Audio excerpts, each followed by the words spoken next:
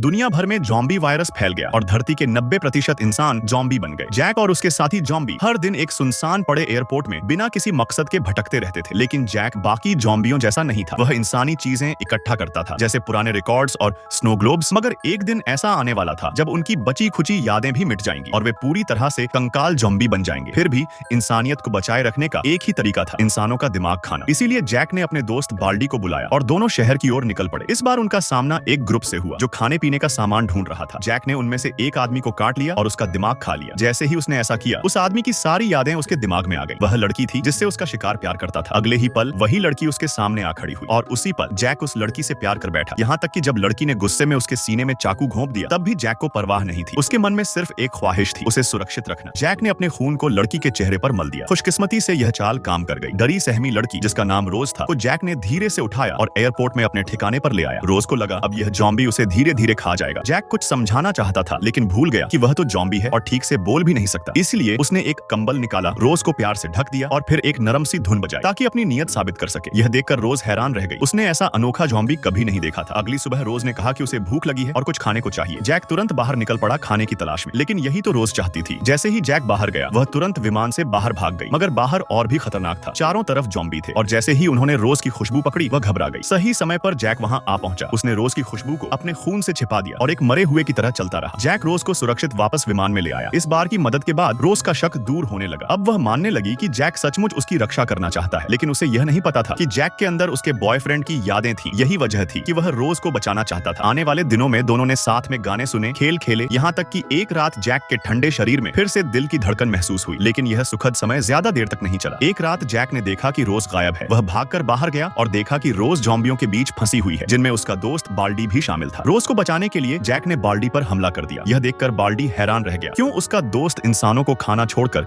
अब उन्हें बचा रहा है। जैक कुछ समझाता उससे पहले ही एक डरावना कंकाल जॉम्बी आ धमका। जैक जानता था कि वह उसका सामना नहीं कर सकता, इसलिए उसने रोज को पकड़कर तुरंत भागना शुरू किया। वह उस कंकाल जॉम्बी को एक हॉल में बंद करने में कामयाब रहा। मगर जैसे ही वे बाहर निकले, उनके सामने 3 और कंकाल जॉम्बी खड़े हो गए।